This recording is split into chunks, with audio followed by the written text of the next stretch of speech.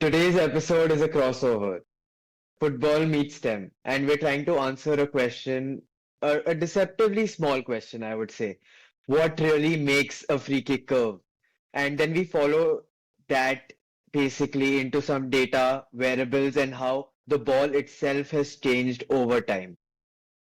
And with us, joining us is Dhruv, who's a football blogger, and he's written for like a few small publications like Man City. Yeah, it's very small. It's like a Small, small, small small. like team, very Yeah, small team. And yeah. he knows when he knows a lot of football, and he knows when a goal was just simply brilliant and when it was just a lucky deflections maybe. Hey guys, great to be here. I've written for a few really big publications and really excited to talk about the physics of free kicks. Also, small note on our camera layouts, as you can see, Arnav and Dhruv are at university, and I'm home chilling. Yeah. So that's perfect, quite. That's a setting. So, That's a background. so quick roadmap. We'll break down the actual technique of taking a free kick and then explain what the physics behind that are in plain English so that everyone can understand over here. And then we'll sort of pivot into the data and the variables and all of the technology that we talked about, and finally end in some ball design. And we'll finish with some myth busting towards the end of the episode. So let's start. Let's go.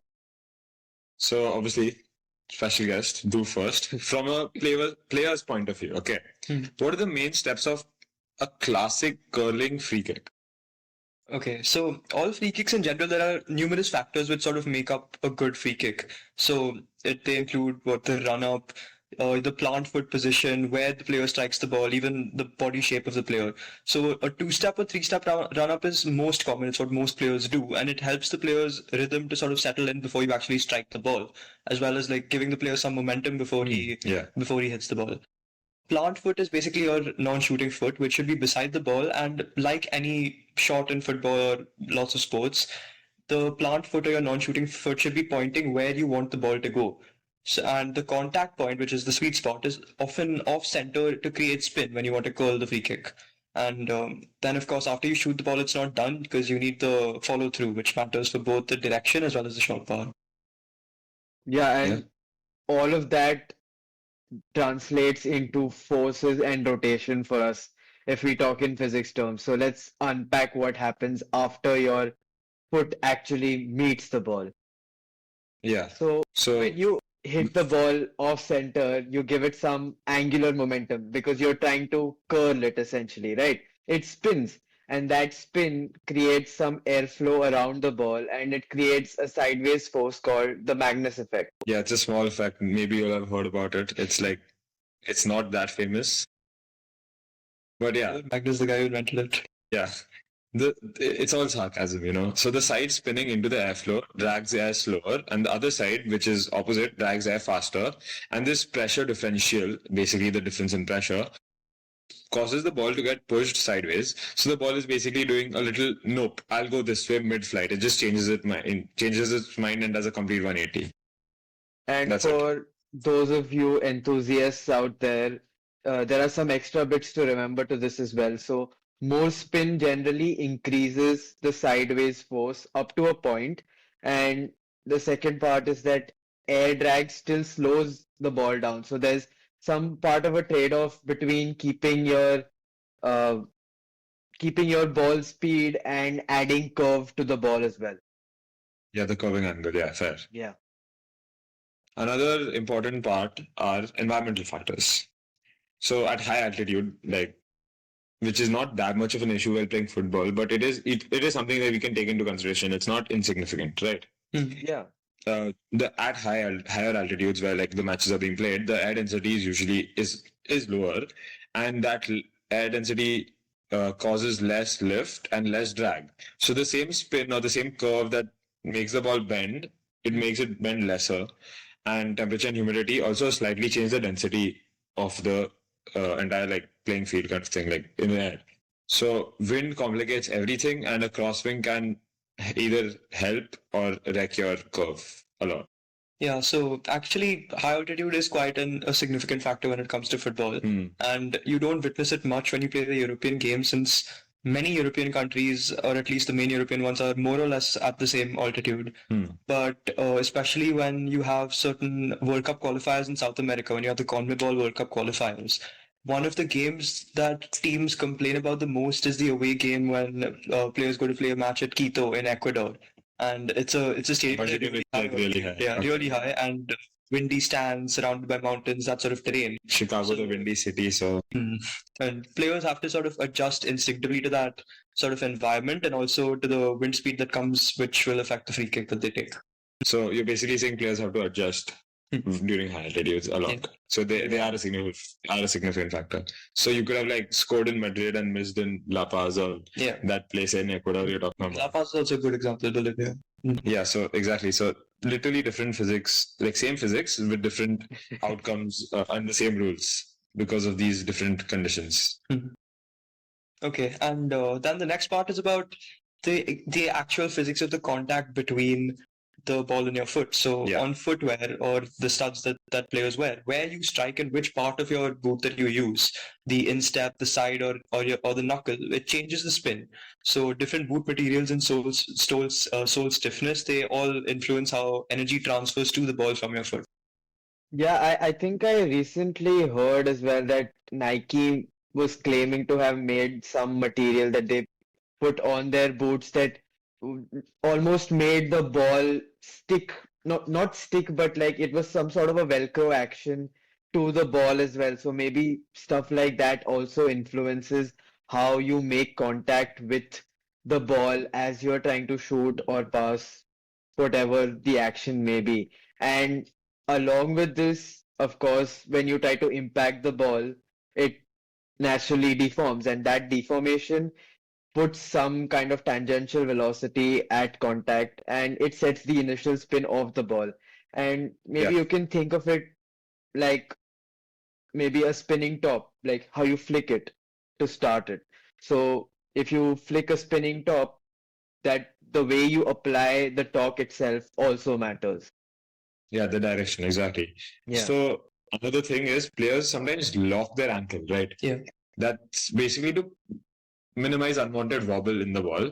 Part technique that's learned, it's like an acquired skill, part physics.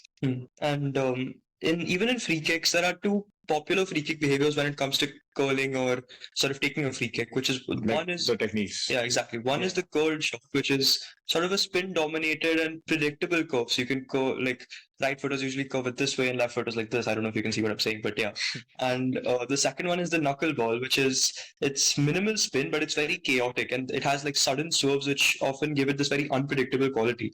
And knuckleballs in general move because of this asymmetric airflow and the pressure differential around the ball that you said, because it's separated by turbulent patches on either side of the ball. So the pressure difference between both sides of the ball, it's not constant in terms of knuckleball. So it's unpredictable. Yeah, it's unpredictable and it's not because of a pure Magnus effect.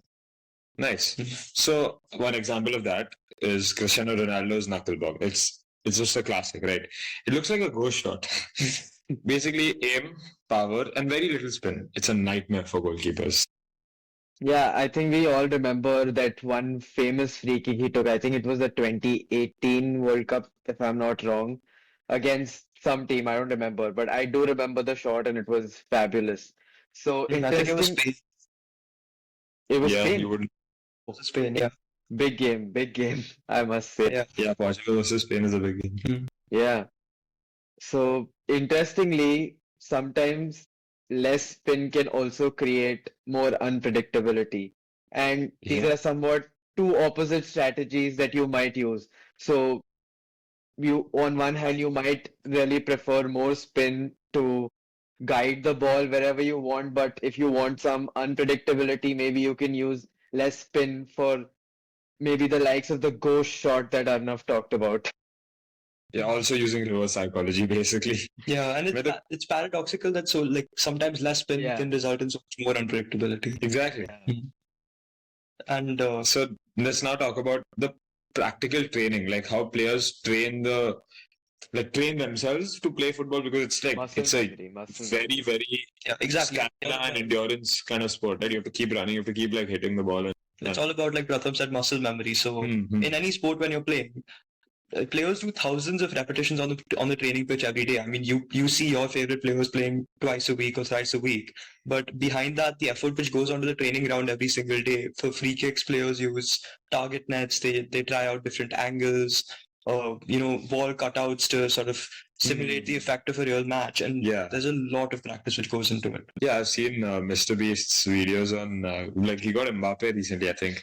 Or no, he got Neymar. I think he got Neymar, and they were playing like $500,000 prizes. Only you watch all this. I'll do my big publication. Exactly. No, basically he was playing with Neymar and gifting some random fan $500,000. That's big deals. The point is now, along with these thousands of repetitions and like these practices, the coaches use basically data statistics and they mix in the data of these thousands of repetitions tabulated on a laptop or like computer, and they have now a full like database on the metrics for the spin rate, ball speed, misses, shots in, and like so many other things after each kick. Yeah, and this, I guess, perfectly leads into our next segment, which is basically how tech measures all of this stuff and all of these metrics that Arnav talked about. And later we'll also get into the variables and analytics that help us do all of that. But before that, let's take a quick recap of just how a free kick is actually taken and the physics behind it as well. So you start to hit the ball a little off center and you hit it at an angle so that the ball spins. And because that of generates that, torque. yeah, it generates some kind of torque, and the Magnus effect bends its path basically. And because, yeah, it's flight, and basically the environment and the ball design also influence how the shot is taken and the accuracy of the shot and wherever it goes. And sometimes, as we discussed, minimal spin on it or less spin on it can also induce knuckleball chaotic motion. So this is just kind of a recap on the science of free kicks. Fair. You go ahead on the basically a short walkthrough of a practice free kick, I guess. Yeah. Okay, so on the training ground, the typical sort of practice attempt would be maybe three quick steps. First is the run up, which is the run up has like 2 to 3 steps, as I said. Then you have to keep into account the approach angle as well, and which should be maybe 20-30 degrees. It's more intuitive. I mean, I've never measured it. And then where you strike the ball from. So both in terms of your foot, so the side of your foot or the lace part, and you have to have a firm ankle to prevent that sort of unpredictable wobbly effect. I mean, you want to make it unpredictable for the goalkeeper, but at the same time, you want to know where you're going to shoot. Exactly. And after the shot, you watch the ball and note the spin in slow motion. And if it's wobbling too early, then you adjust contact. So that's how you sort of perfect your free kicks on the training ground. So nice. Another thing, as if I'm the coach, you have to basically like keep your eyes on the ball and the keeper's movement, because sometimes you're gonna change your kick at the last second, right? Maybe you're gonna indicate that you're gonna shoot it at one side, and you just actually or if it's an air ball versus a grounded one, right? So sometimes you want to go over the wall, sometimes around it, sometimes you don't want to curve it, or sometimes you want to lesser the curve, right? As you said, lesser curve might sometimes be more unpredictable. Yeah, and this is so what I had said earlier about the plant foot as well, your non-shooting foot. It often points to where you want to shoot the ball. Yeah. But sometimes in what you're saying, you want to deceive the defenders or the goalkeeper. Then you plant it in a certain position as to shoot into one corner, and then suddenly in the last minute you drag it back into another. Exactly. Yeah, and this is all easier said than done when your palms are sweating and you're under pressure to score the last penalty, the winning goal for the match. Yeah. And maybe if you want a slightly deeper non-maths note, and one that is leaning more towards physics, I guess, the Magnus force roughly scales with spin and speed. So the more spin and the more speed that you try to apply the ball, the more the Magnus force is going to increase. But this Magnus force also depends on whether the airflow is laminar or turbulent around the ball. So there are 2 types of airflows or motions in fluids essentially, and that is laminar and turbulent. So laminar is basically where, in a nutshell, everything is straight or everything So everything is like chill, you can say. Yeah, It's calm.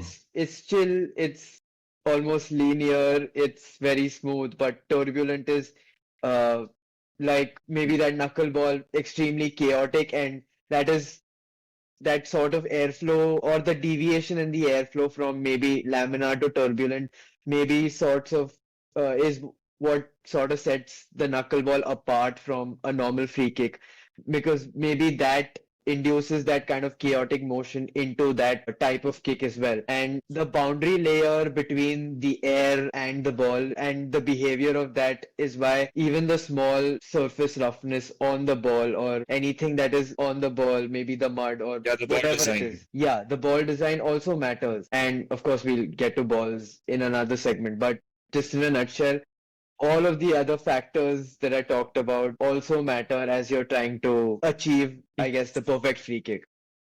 Yeah. And when you're talking about this turbulent motion with a knuckleball, it's Yeah. when you use the word chaotic, it's not just chaotic in the English sense of the word, but also in the mathematical Yeah, Yeah. sense. Chaos Random theory. type chaos. Yeah, chaos Yeah. theory. And Exactly. that's what characterizes the turbulent motion. And for most situations in chaos theory, mathematicians themselves haven't found out an analytical way to solve the problems and to solve these differential equations. So, I mean, if the smartest minds in the world can't do it sitting in their laboratories and lab coats, then you know for sure that we can't do it sitting on our blue sofa over here or Pratham over there, and the players definitely can't do it in the high pressure situation Exactly. of match. Yeah. So this is why players sort of notice different behavior with different match balls and tweak their technique accordingly on the training. Yeah, it's all about the experience they build, right? Yeah. It's about the skills Yeah. that they learn, and they don't use physics, they use intuition at that point, Yeah. right? Because of the years of Hmm. like training. Yeah, a lot of physics, like the stats and the whole team behind them can help them and they can guide them with the insights that they have. But ultimately, what is being produced on match day is just the result of a lot of practice and some amount of intuition as well, as Arnav said. Some amount of luck and some amount of Yeah, that of course. leading muscle memory. Yeah. Hmm. So basically, free kicks that we've been speaking about the entire time are one thing. But modern football, as we said earlier, is like as on data, it's like the database and everything. It's also Yeah. built on numbers. Okay, let's talk about the data and the models behind football. Okay, like the data, the algorithms, and basically the beautiful game of football. Hmm. So, Dhruv, you had mentioned analytics in passing, or I think I had mentioned it. I don't remember. You would say? Yeah. So, how deep is this? How deep does this go basically? Because they take a lot of these metrics, right? Are we talking about like spreadsheets or black box AI? So sort of both as it progresses. So the thing with analytics in football is that you've got these simple metrics like XG, which is expected goals, which Hmm. sort of I'm saying simple. It wasn't simple once upon a time, maybe 10 years ago, but sort of nowadays every fan of the game is sort of familiar with the concept of expected goals, which sort of estimates the scoring probability for a certain shot by where the shot was taken from on the pitch and what type of shot was it. Was it a header? Was it a right foot shot? The kind of situation that the shot was in, how many defenders are around him, and then you sort of for each shot you measure these like millions of variables. I'm saying millions. It might be billions of them also, right? A lot of variables, Yeah. and then you have these deep tracking data sets which then feed into machine learning models to analyze the player movement, pressing patterns, and you sort of have a database, and for each shot you can calculate the shot's expected probability of going in Exactly. goals Yeah. by comparing it against that prior database. Another thing I'd like to add to this is basically we also get this expected goal thing in FIFA 2022 at least, because I have 22 like on my PS. So like Pratham and I played a lot. So point is we get like these expected number of goals which usually differ from the real amount of goals, Yeah. but it usually helps as like an indication of it shows you that even these games like it's a 3-year-old game, right? It's not 4-year-old. Yeah, FIFA 26 is almost out.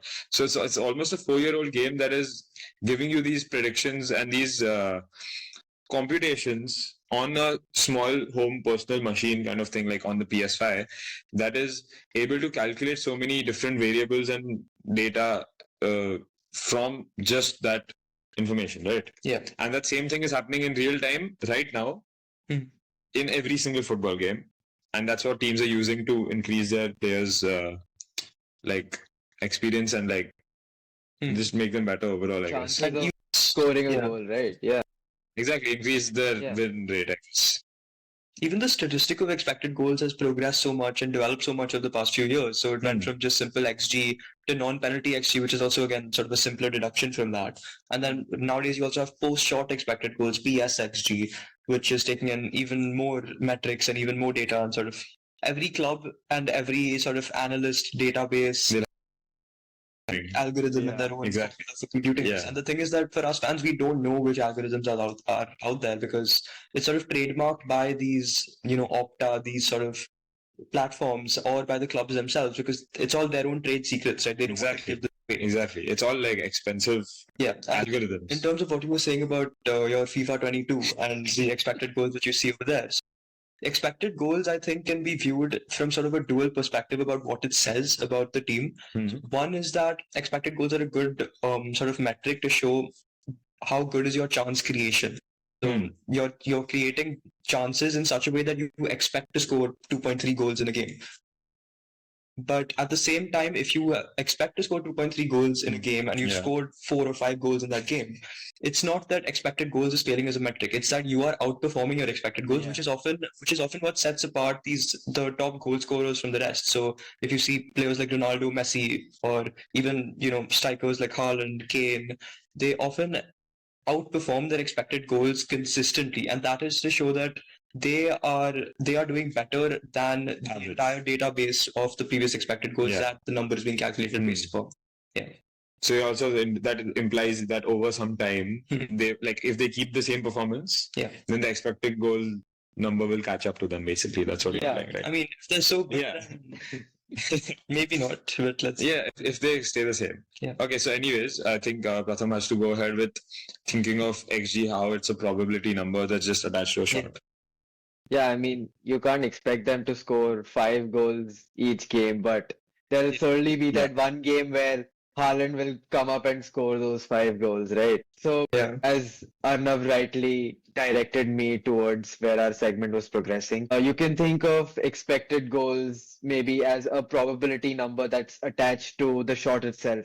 So, like both of you all already discussed, it's trained on thousands and thousands of historical shots from different scenarios in different games, and these take into account millions of variables like distance, angle, the body part that is used, and whether it was, like Dhruv said, a header or a right foot.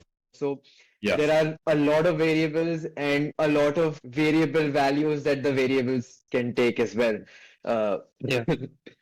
Yeah, so basically these different algorithms have been created, and their job is to recognize certain patterns and how these patterns show up time and time again. And recognizing these patterns will basically help the model predict and maybe suggest that shots like this are scored X% of the time or Y% of the time. So you can think about it like a probability metric, just in a nutshell.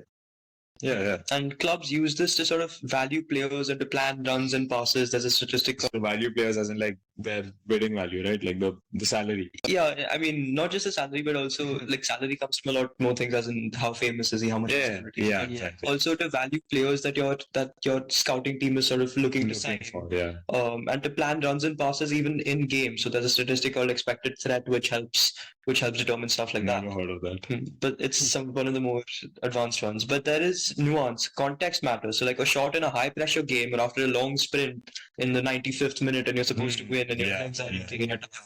That you might be less likely to score, even if the statistics say otherwise. Because the statistics may not necessarily account for that 95th minute thing, even though maybe that's an idea, right? Maybe they should account for that. The time, like they'll count for the tiredness of the player, I guess.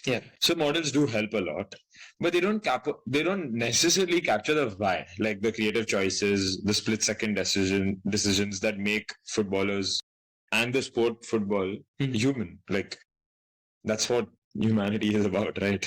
That's the takeaway from all this, right? Your models can only help you predict so far. You can't run the situation in the 95th minute based on everything that has happened before. Like you can't feed 94 minutes of data into your model and then try to predict the expected goal percentage or probability from that. You can only get it for like a select scenario. All of these things, like Arnav said, they make the sport human. And although data is a very powerful tool, I think it's just complementary to human scouting, of course, like you all mentioned, and the feel of the game as well.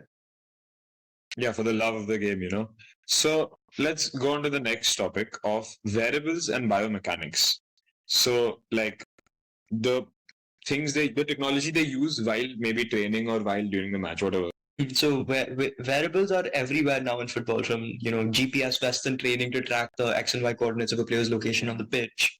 To What about Z coordinate also for the height when Ronaldo's like jumping and doing his header or it's whatever? more rare, but yeah, maybe we came up with a inertial sensors on boots, heart rate monitors to check a player's fitness levels, even sleep trackers for recovery. So sort of data is collected by these variables and these technologies, which are everywhere in football and in most sports actually right now. Yeah, these Yeah. devices measure a lot of things like acceleration, deceleration, your change in direction, and even load. And from all of these metrics, we can compute the power output or the estimate forces on different joints of our body. And from all of this data, we can flag unusual patterns that may suggest injury risk to any of the players depending on their height and build as well. Yeah.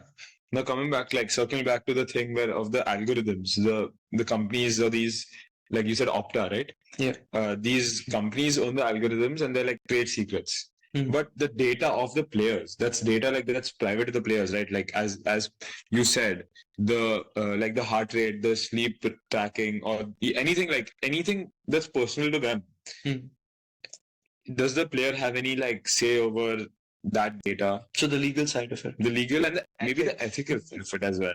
Yeah, yeah. So sort of the variables are obviously built by the company. Yeah. Then I meant the clubs. They sort of set up that contract with the company that they will use these variables for X amount of time. Yeah. And then the clubs make the players wear the variables, and then the players often sign these consent forms and these sort of contracts and with the club and with the organization, with the company. Yeah. Such that the data is like a property. Sorry, what do you mean? Like the data can be used for their database. Exactly. IP. But there is growing concern about privacy and how performance data is used in transfers or contract talks. So the ethical argument is there for sure. Yeah, ethically, there's a conversation that needs to be had. I would say that. But scientifically, though, We'll keep that for another time. yeah, scientifically, this data just lets teams manage workload on their players and it helps them tweak their training patterns to reduce injuries, which just keeps them on the pitch longer, which is everything that we want, right? We want to see them in action more. So Yeah, I think it's a good thing for us. Yeah, it's a symbiotic relationship for the players as well. So while you don't see so many players complaining about these new variables and the advancements in technology in terms of collecting data, is because they are going to get feedback on their own performance, their own injury risks from. They'll only be better. Exactly. It's not that much of an ethical concern, but it is a small conversation that can be had. It is something that can be discussed. So now coming back to the last topic where we've been speaking about like the surface of the ball affecting the Magnus effect or the curve or the spin or whatever. That's basically ball design, and we can talk about sort of the history, but obviously just focusing on the engineering or like the physics of it in the terms of the ball design and evolution over the years. Because every World Cup there's a new model and a new controversy. So why does that matter that much? So because in terms of the design of the ball, you have stuff like panel shape, the seams of the ball, the depth of the seams, the number of panels in general, how the surface texture of the ball, the material that is made with, which goes into materials engineering. Right. All of this changes how the ball interacts with the air. So in general, fewer panels means a smoother surface for the ball, and a smoother surface can mean less predictable wakes because the ball is more sort of susceptible to the pressure differentials from both sides. So when you say how every World Cup there's a new ball, there was a really famous ball, which is the 2010 World Cup in South Africa, the Jabulani it was called. Okay. And it was a nightmare for goalkeepers and even for like many attackers, because it was impossible to control. The ball had such a smooth surface and much fewer panels than usual. that so it's I so mean, smooth because the strikers surface area of each panel is so much. yeah, you would shoot it, it would go flying in some completely different direction, or during free kicks there would be knuckleball. So the only player in that tournament who actually could control that ball well was this Uruguayan striker Diego Forlan. He scored, I think, 5 goals in the World Cup. He won the Golden Ball, which is the best player for that World Cup, even though Uruguay didn't go on to win. He himself has been quoted saying that he had a love story with that ball, but everyone else completely hated it. Fair enough. I mean, if he's mastered it, he'll love it. Yeah. If others have not mastered it, they won't like it that much. So, point is, the designers of these balls that are being made like every World Cup, they have to balance the predictability for goalkeepers and even the excitement for fans, because football is a sport and it's a business. It's a money making business, right? It's for the fans to pay for seats or pay for subscriptions online to watch, or like the sponsorships. Yeah. It's all for the money, and that's why they have to keep the game exciting and renewing the game, you can say, right? So right now they're using wind tunnels and simulations to iterate designs to make the perfect football. They do that. They try that every year, I guess. Yeah. But more so every year. Just think about it. I mean, a few extra stitches on the ball could literally change the course of history and trigger fans worldwide. Yeah, because those few stitches will be used in every game, and every game the butterfly effect kind of thing. Like every game, some small change leads to a very large different change in the outcome in the end. Like the initial state of a system is slightly different. It leads to like a huge difference in the end of the thing. So like a small change in the start of the first match of the World Cup can lead to a different team winning the World Cup. Maybe, who knows? Quite We'll possible. see. Okay, so we've covered a lot. We've covered free kicks, we've covered our prediction models, variables, and now finally ball design. So I think it's only fitting that we wrap all of this up with maybe a rapid fire myth busting session with some questions. Okay, so Pratham and I will ask you the questions and you rapid fire answer them, okay? Because you're the expert. Okay. So the first myth I would say is more spin is always better. Not always. So we discussed how sometimes less spin can give it the knuckleball effect and that unpredictability. Yeah, right. And often too much spin sort of slows the ball down, because instead of using whatever momentum you've given to the ball, is just used on the ball going round and round. Yeah, the angular momentum. More of the angular momentum than on the linear momentum, Exactly. which will slow the ball down, and then it can make it easier for a keeper to sort of adjust to that spin. So more spin is not. Basically, it gives them more time to catch the ball, like save the ball. Second myth is altitude doesn't matter. I mean, we already answered it, but so again, false, because thinner air changes everything. I mean, less air density, there's less curve, there's more carry on the ball if you're taking a free kick, and even sort of physiologically, the oxygen conditions thinner air means less oxygen, so players getting more time to different climatic conditions are they have to adapt to that sort of situation. Fair. Oh, the third one is it's an interesting one. I don't think we've talked about this in detail or even mentioned it. So here it goes. Goalkeeper gloves don't matter. It's all about skill and nothing about what. Yeah, you can do it. Basically, you're saying you can do it with bare hands, is what you're saying. I think that's a myth.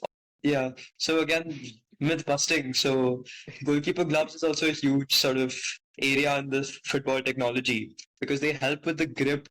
Not only the grip on the ball that the goalkeeper has, but also how much of the impact on the shot do the gloves absorb without impacting the keeper's hand. Yeah. So the amount of padding, the materials that is used. So again, yes, goalkeeper gloves do matter. Yeah, because if you have sweaty hands while playing football, you're trying to save the ball's just going to slip out from your hand because of the water.